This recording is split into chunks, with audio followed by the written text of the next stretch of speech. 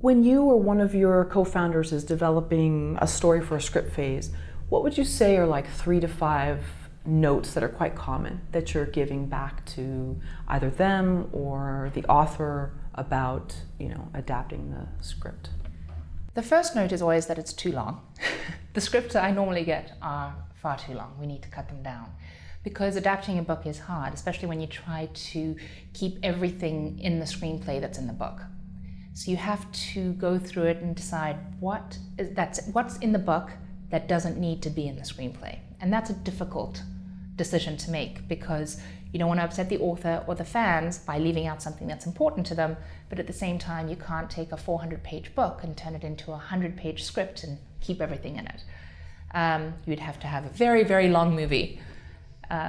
So that's the number one comment, is that it's normally too long. The other thing that is generally a note that I give as a filmmaker is that the characters have a lot of monologues. So we need to cut their dialogue as well.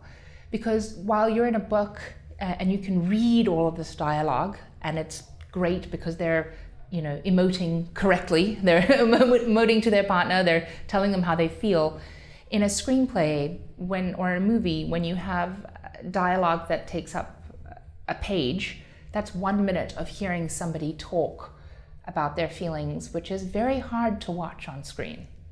So it's difficult for us to do that. So normally it's about taking the dialogue and cutting it, trimming it down. What are the other notes? The other notes are, it really depends on how the adaptation is done.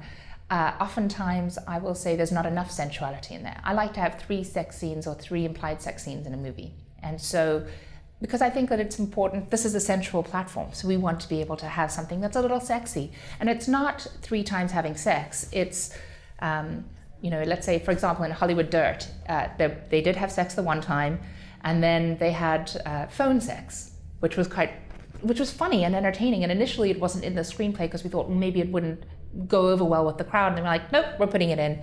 And then, of course, they have the beautiful lovemaking at the end.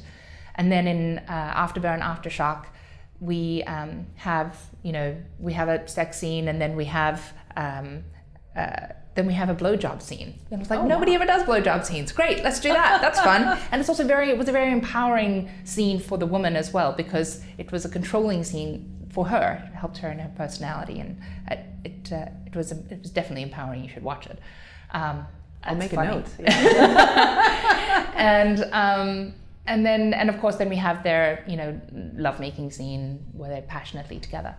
So sometimes when I'll read them, I'll say there isn't enough sensuality in the script, but also sometimes the sex scenes will be put in and they're far too graphic. And I'm like, wow, this is not a book. You've got to tone that down because I'm going to send it out to actors. And if I send it out to actors and they see something that's a little bit we're more used to seeing in an erotica novel, they're probably not going to respond very well to the script. So I'd rather discuss that with the actor than have it put into the screenplay. So normally it's make sure the sex scenes are in there, but make sure we're saying them in an eloquent and elegant manner. So that's the other notes. What other notes would I have for them? Normally it comes to me pretty great. So it's very fortunate that we have good stories to begin with. I don't really have story notes. Most of the time the stories are told. I'll just shorten it.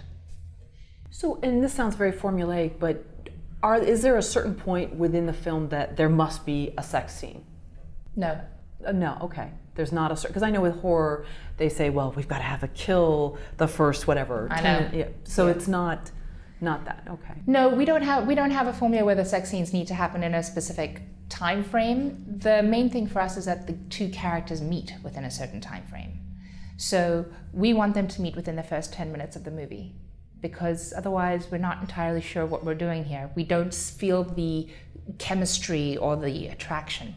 Sometimes if you have a sex scene that's too early on, you feel there's no reason to continue going because they have connected and you're done. Okay, great, you've achieved your goal, let's move on. So no, we don't have a specific timeline for the sex scene. And again, you say that you try to tone down like the graphic nature of it. So forgive me if this is too.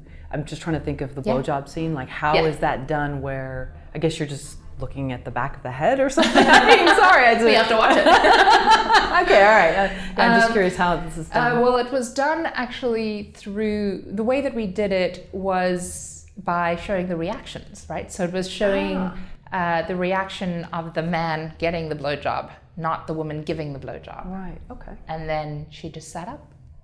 And you get the she picture. sat into frame. Okay. Exactly. Put two and two together. Exactly. Okay.